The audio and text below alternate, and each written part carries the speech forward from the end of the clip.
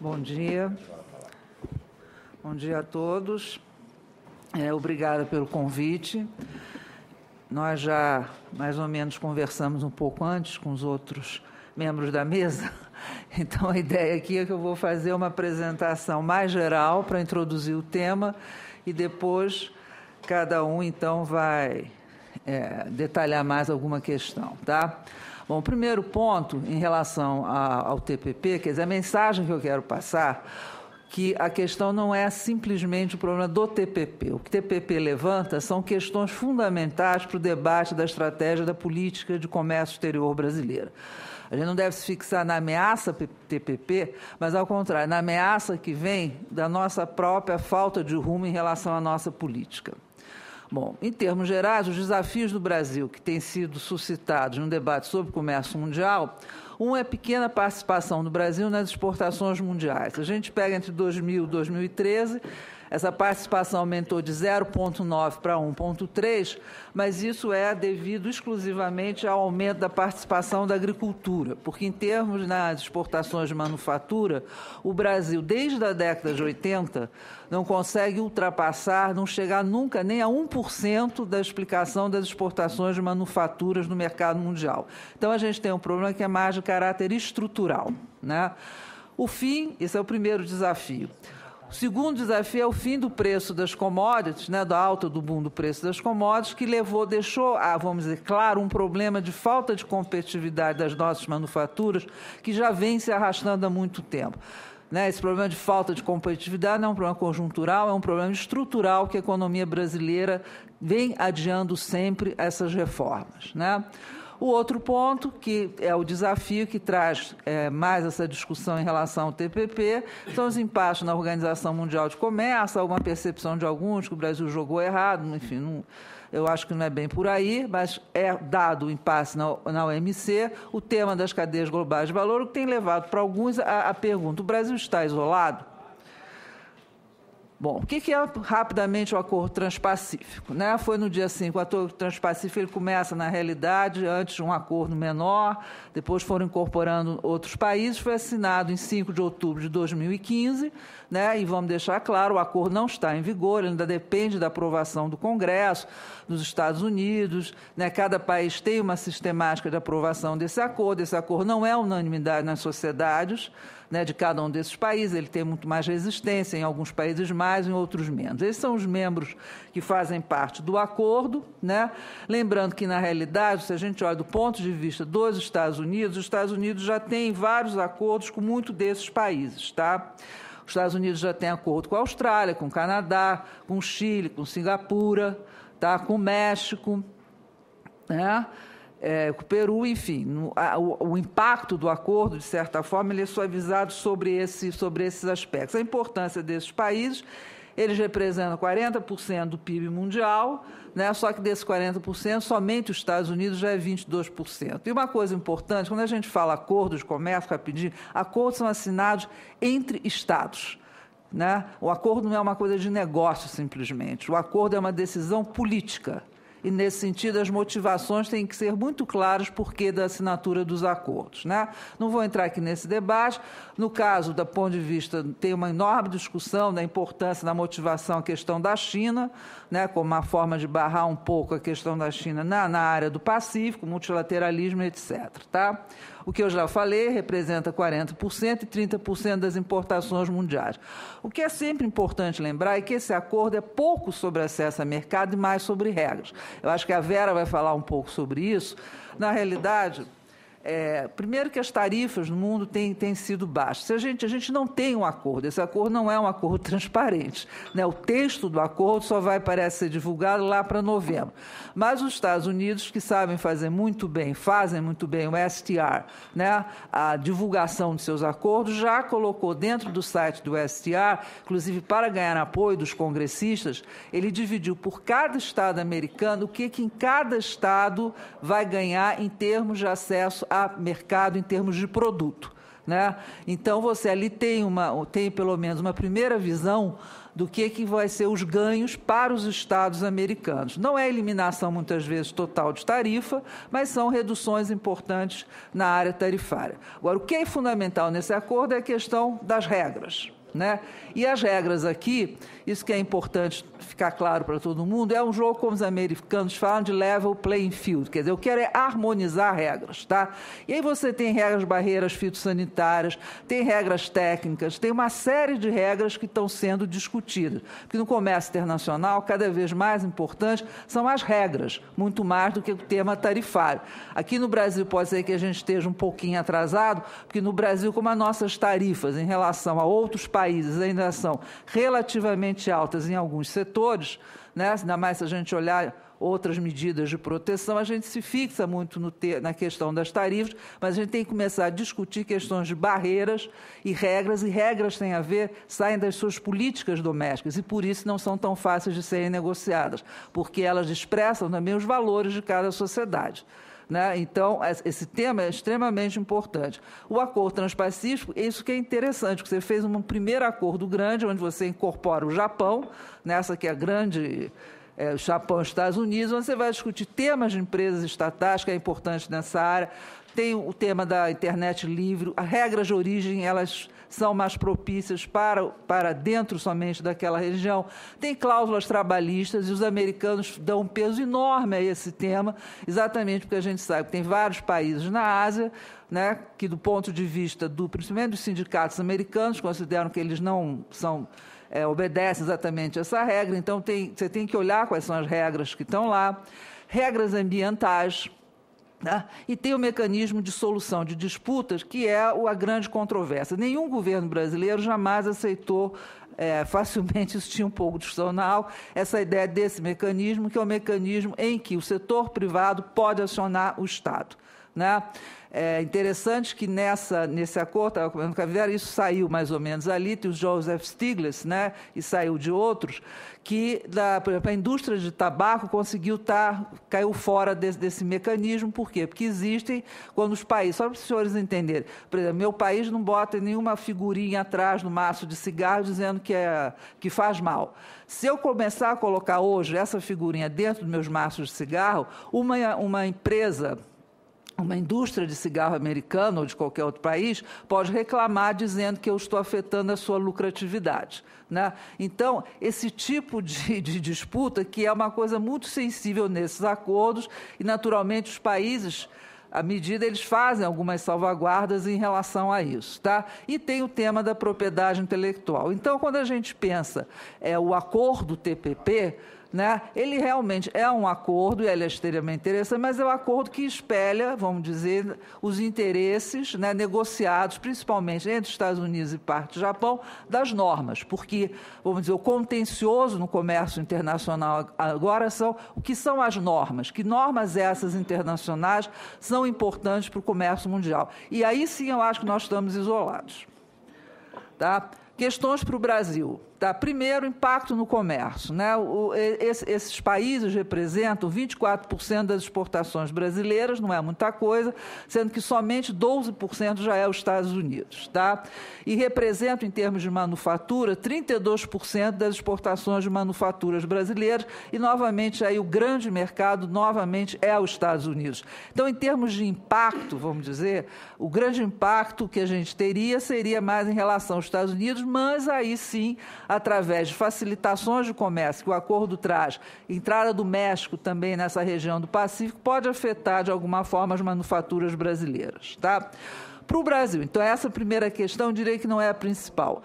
Questão importante, o Brasil tem uma agenda de comércio restrita, eu não vou entrar na agenda, como a gente sabe, essa é a nossa agenda, nem todos esses acordos estão em vigor, muitos dependem da aprovação ainda do Congresso, muitos desses acordos são extremamente restritos. Então, esse é um ponto que é importante no nosso caso, tá? É a nossa agenda de comércio restrito, e o TPP não é a questão da gente entrar ou não, acho que não faz sentido no TPP, mas é lembrar qual é a nossa agenda, né? Segundo é o tema das cadeias globais de valor, que é muito falado, agora está muito na moda, tudo é cadeia global de valor. Eu só quero lembrar que a cadeia global de valor não nos exime de uma discussão fundamental, que é saber onde nós queremos estar nas cadeias globais de valor. E estar bem nas cadeias globais de valor é você estar aonde se adiciona mais valor, que é pesquisa e desenvolvimento, design, logística, compra ou desse lado. Ou seja, simplesmente participar de acordos para entrar em cadeias não é o tema principal. O tema principal, no meu ponto de vista, é o quê? É melhorar a produtividade realmente da indústria brasileira. E eu acho que esses acordos levam, o TPP, eu acho que é o principal tema que a gente deve debater, é sobre exatamente quais os rumos da política de comércio exterior do Brasil. Não é o TPP como a grande ameaça que vai acabar com a indústria brasileira, porque não é esse o caso, é o tema que ele leva e chama muito a atenção a isso. Como que está a nossa agenda? E lembrar que a agenda de acordos comerciais é uma agenda que tem que ter uma visão de médio e longo prazo. Não se faz acordos comerciais na pressa, né? Esses acordos, né? E aí eu vou lembrar, eu acho que as questões são importantes, que esse acordo deveria trazer novamente ao debate a reforma da nossa tarifa externa comum, que obviamente está acoplado ao tema do Mercosul.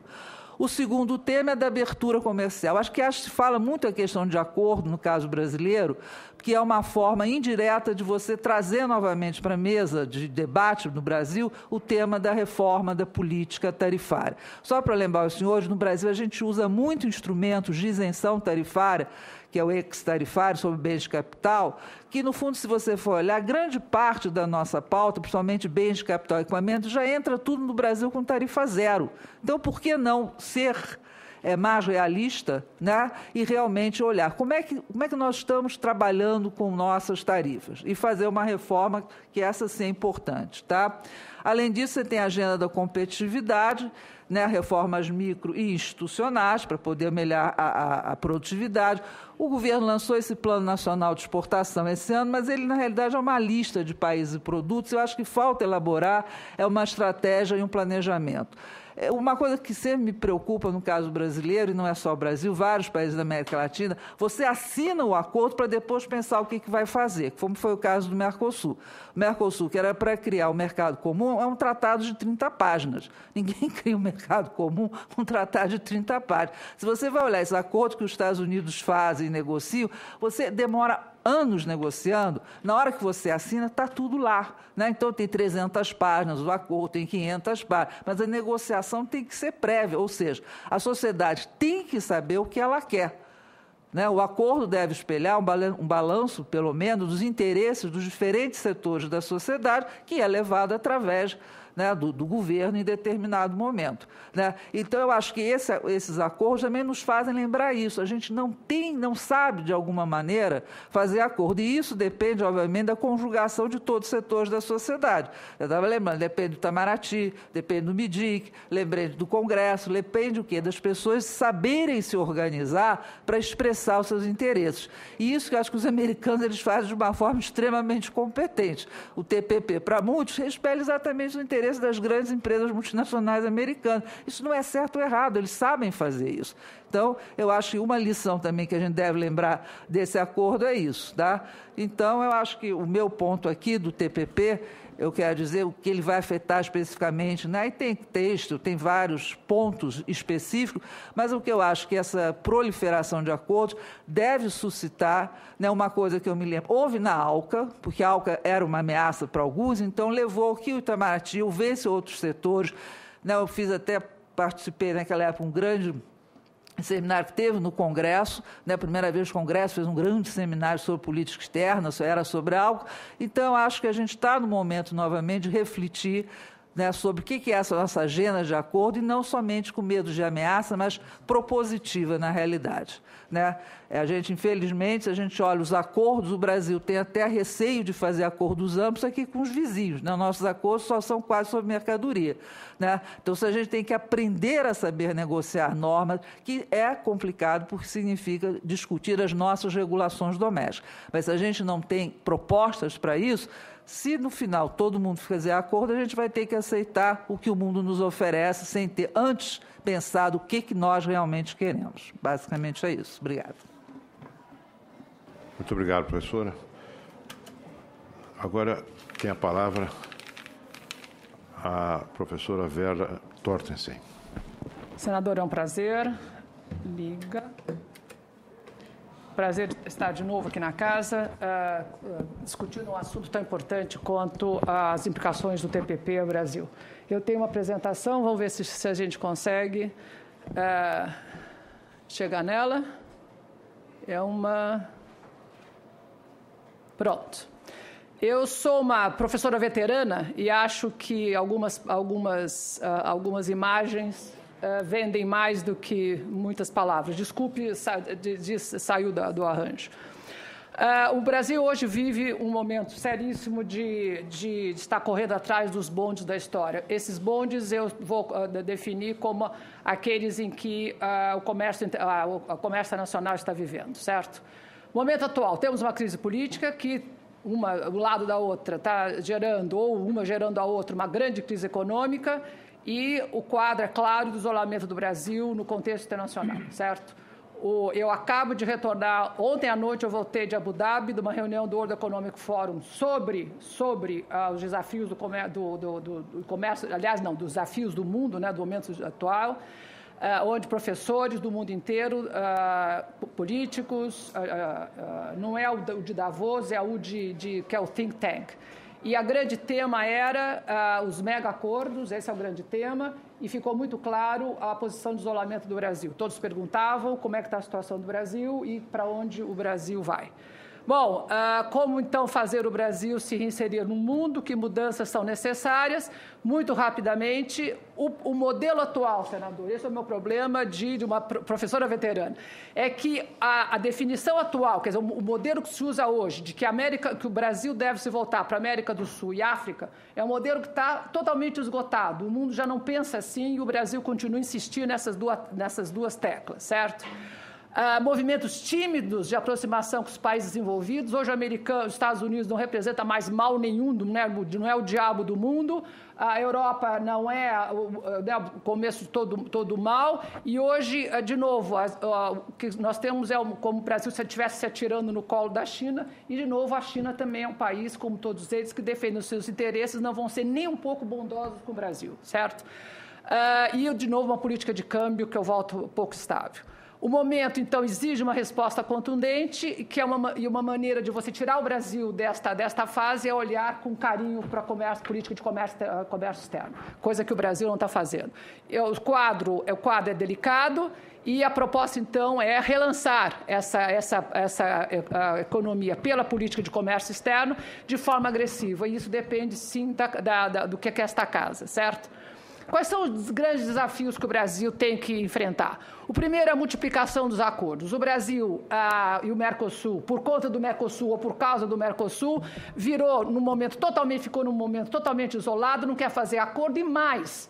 Ainda pensadores brasileiros que têm grande poder de persuasão no governo acham que países grandes como Índia, Brasil e China não devem fazer acordos. Desculpe, senhores, eu voltei desse encontro onde a Índia está fazendo acordos, acelerando, a China está fazendo acordos, a China acabou de lançar a Rota da Seda. Senhores, aquilo é uma resposta contundente ao TPP dos Estados Unidos, o Transpacífico dos Estados Unidos, e já está trazendo, são 3 trilhões de investimento de dólares, já está trazendo, deslocando cadeias industriais que estavam na China para essa Rota da Seda. Por favor, né? Quer dizer, o Brasil fica pensando que a América Latina vai resolver o caso. Eu vou mostrar para os senhores que o TPP está fazendo uma coisa gloriosa, está recriando o Tratado de Tordesilhas.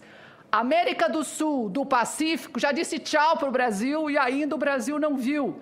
Ela está se transformando liberal, está absolutamente preocupada em se integrar com a China. A China está investindo bilhões em vários grandes investimentos e o Brasil insiste em de ficar para o lado do Pacífico, fechado, trancado, se mesmado, como eu digo, cavando a própria cova. Não há como dizer outra coisa diferente.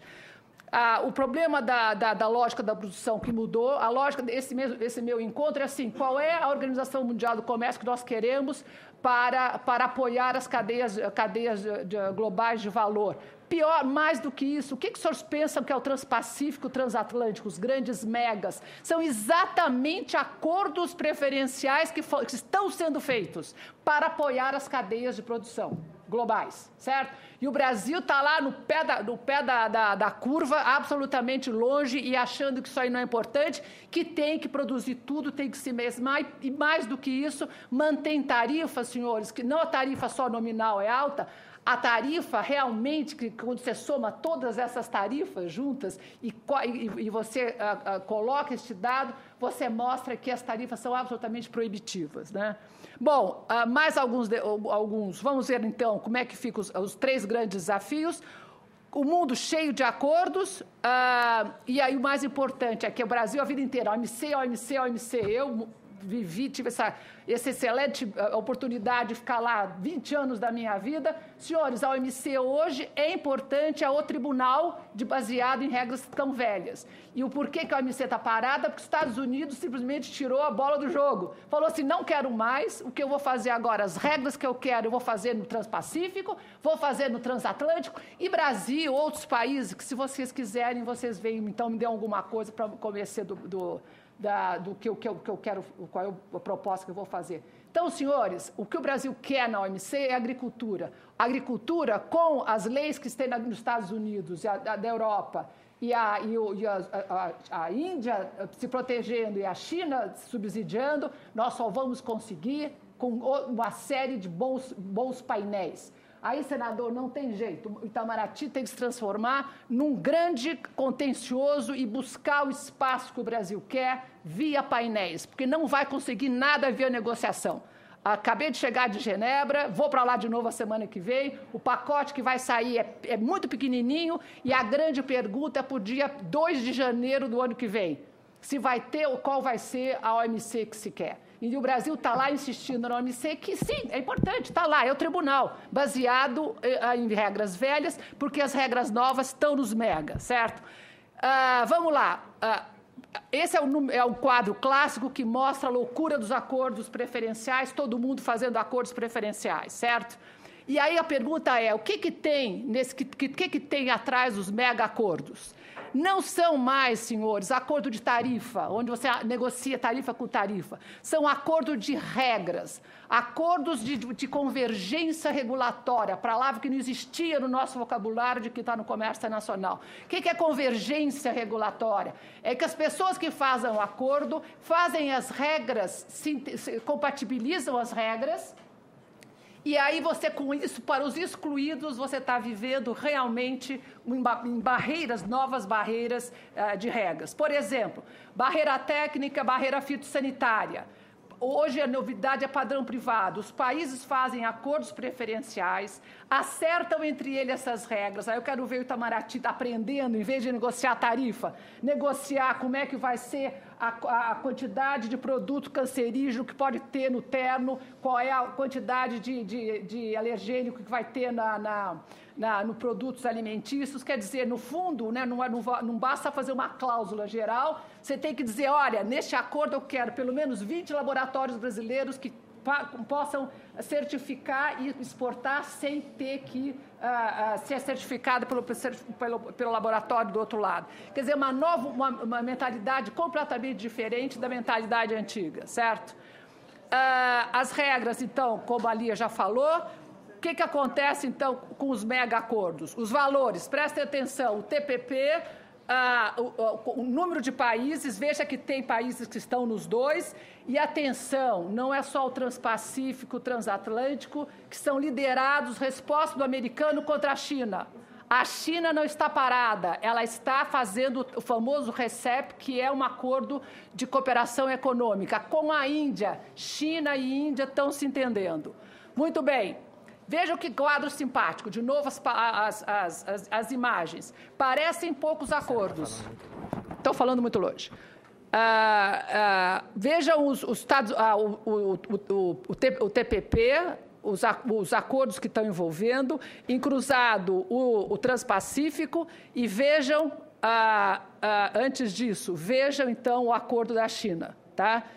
Mas eu não coloquei nesse gráfico, como eu falei há pouco, a resposta da China à investida americana de criar as regras do comércio internacional para este século, tá? A resposta da China foi fazer o seu grande acordo, o seu mega acordo, e mais do que isso, lançar a Rota da Seda. Como eu falei em 2 minutos atrás, a Rota da Seda que liga a Europa à China já está trazendo projetos de cadeias globais que estão se deslocando da própria China e indo para essa região. Professora, certo? como que o TPP dialoga com o RCEP? Ou Desculpe? seja, como que o TPP dialoga com o RCEP? Não dialoga. Vamos lá. Pronto. Deixa eu ver rapidamente o TPP. Então, quem está no TPP não pode estar no RCEP? Veja, tem países que já estão nos dois. O problema é que a liderança é claramente de Estados Unidos, depois de Europa, de um lado, que tem uma agenda de regras completamente diferente das regras que a China está impondo no acordo dela. Para os pequenos países, veja, isso não tem aquela história, país pequeno assina acordo com todo mundo. O problema é qual é o modelo que a China vai colocar e o modelo que os Estados Unidos já está colocando no TPP. Essas diferenças já são conhecidas? Vamos lá. O TPP vai sair, nos próximos dias sai o texto final, mas o que a gente pode dizer, nós estamos trabalhando muito com isso na Getúlio, é que os setores que vão ser afetados de cara, setor agrícola brasileiro, que os Estados Unidos vai exportar para esses países que o Brasil tem algum tipo de exportação. O Brasil levou anos para exportar para o Japão carne, os Estados Unidos vai exportar carne para o Japão abaixou as suas tarifas, aumentou as suas cotas para o americano. Claro que o Brasil perde a cota numa hora dessa.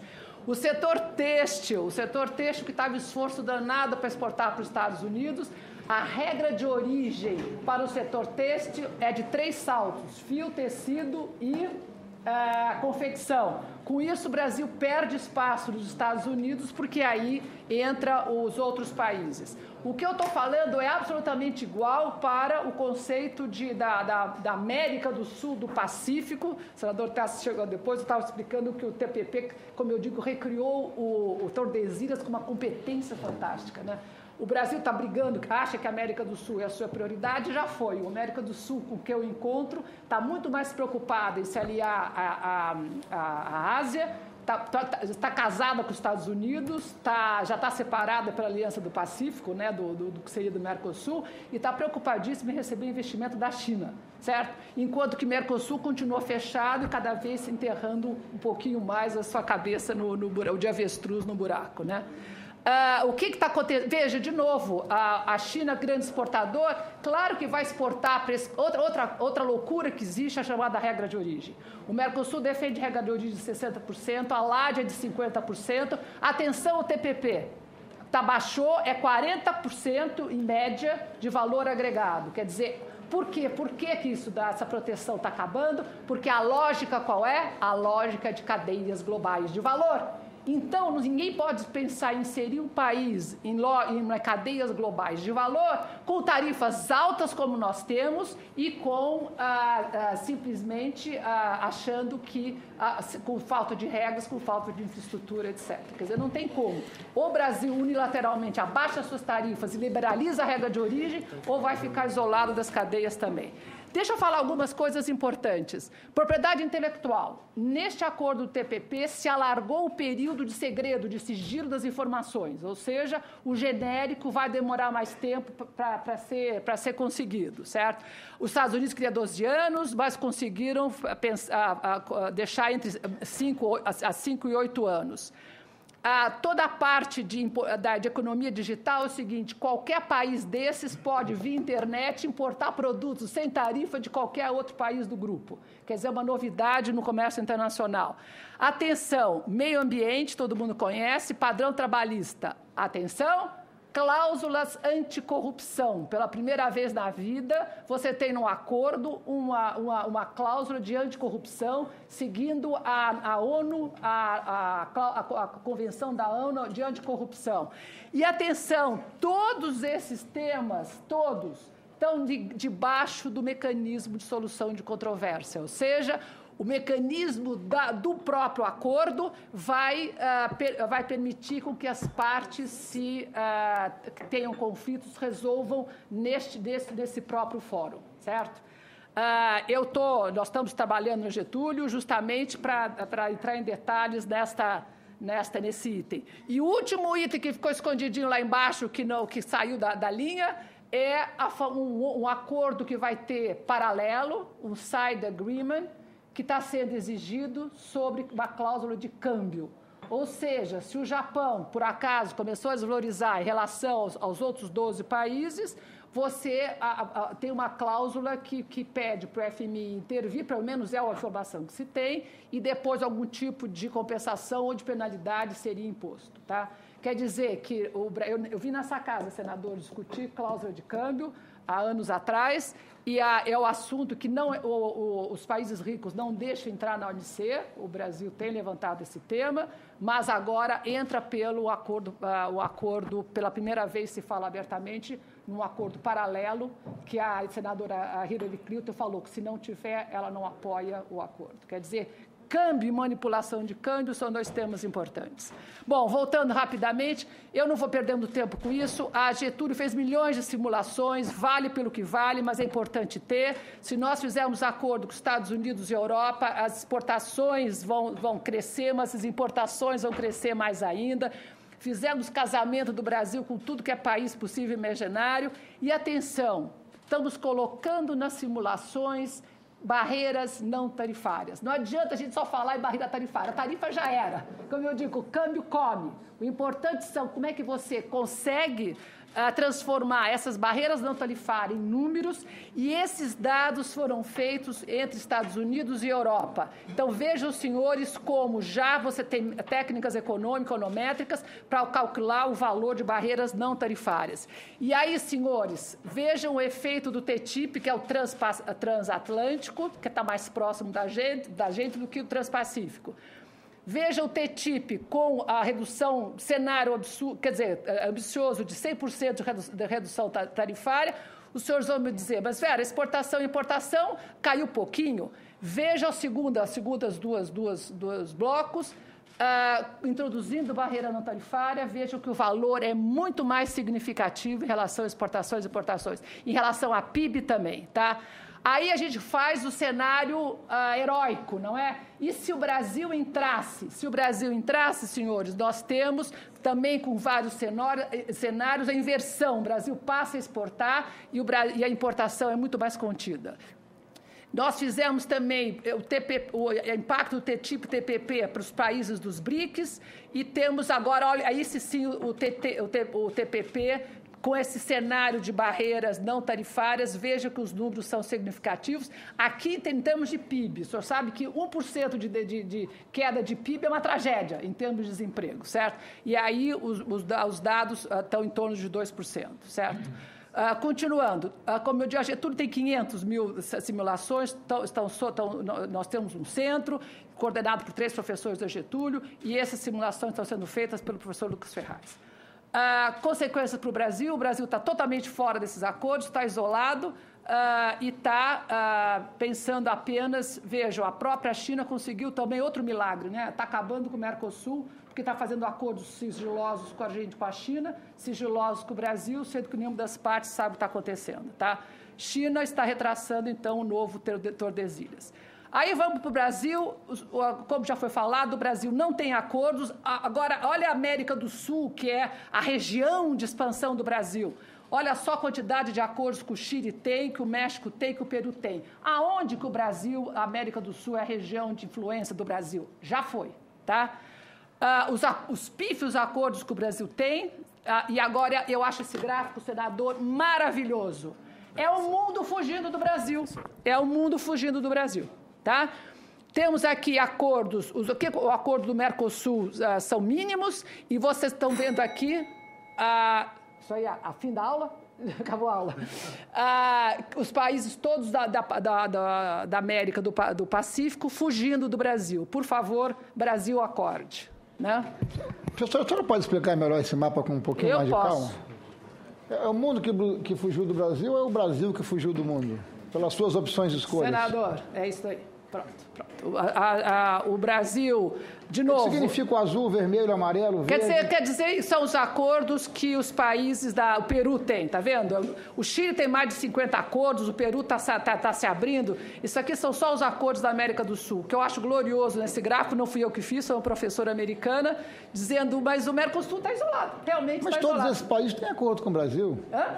Todos esses países têm acordo de gravação com o Brasil mas também. de novo, ALAD, em termos de grandes acordos, ALAD é tão velho o conceito do acordo, ALAD é só tarifa, são acordos que não se faz mais, então a gente nem entra, nem conta mais. Os acordos mais modernos, realmente... A desgravação é irrelevante. Quer dizer, já tornou-se relevante. Não tem serviço, não tem nenhuma das outras cláusulas que são importantes. Agora, rapidamente, eu queria mostrar o isolamento do Brasil com cadeias globais, tá? De novo, esse é o gráfico famoso. O que é o valor que é adicionado na cadeia? É aquilo que é importado e reexportado. Esse conceito é fundamental, tá? E ninguém está falando da tarifa que o Brasil tem, efetivo ou não, na fronteira. O conceito de cadeia global de valor, que a gente mede em economia, é o que o Brasil importa e o que é disso daí, o que é reexportado. O que se acrescenta? Onde está o valor agregado? Com o serviço, basicamente com o serviço. Então, se o Brasil quer entrar nas cadeias tem que abaixar a tarifa e, mais ainda, tem que agregar muito mais serviço do que agrega. Tem que abrir o setor de serviço, porque quem é que diz que o setor de serviço brasileiro é aberto? Não é, certo? E a gente vê pela qualidade do serviço prestado, quer dizer, é exatamente isso que agrega valor. E o Brasil, 60% hoje do valor do produto é serviço, lato sensu, tá? Então, tem que repensar o setor de serviço na área internacional. E aí a prova de que nós estamos mal, isso aqui é a China crescendo no mundo, são esses gráficos aqui que mostram quem são os hubs, quem são os centros das cadeias, onde está a tecnologia. É a Alemanha, são os Estados Unidos, China e Japão. Nós fizemos esses gráficos para alguns países só, para mostrar que o Brasil está na rabeira em tudo, na importação, a porcentagem da importação sobre o PIB, na parte de exportação sobre o PIB. O Brasil continua, produtos intermediários sobre o PIB, quer dizer, o Brasil está na rabeira de todos esses setores. Para mostrar para os senhores que o Brasil só está grande quando a gente exporta agricultura, que é o maior valor agregado, certo? Consequência, o Brasil está fora de alimento, o Brasil está fora das cadeias e, de novo, aonde são feitas regras para o Brasil participar? Nos acordos regionais. Se eu me perguntar o que é o TPP, o TTIP, o RCEP, são acordos de regras onde você simplesmente vai estabelecer que regras são essas? Barreira técnica, fitossanitário, barreira de investimento, toda a regulação de propriedade intelectual. Quer dizer, um mundo que hoje a gente está discutindo com a União Europeia, há 15 anos discutindo tarifa. Para quê? Os senhores, por acaso, sabem que a moeda da Alemanha está desvalorizada 15% em relação à média? Quer dizer, como você vai fazer um acordo onde você tem esse tipo de desvio, tá? Tenho dados de China, deixa isso daí para trás.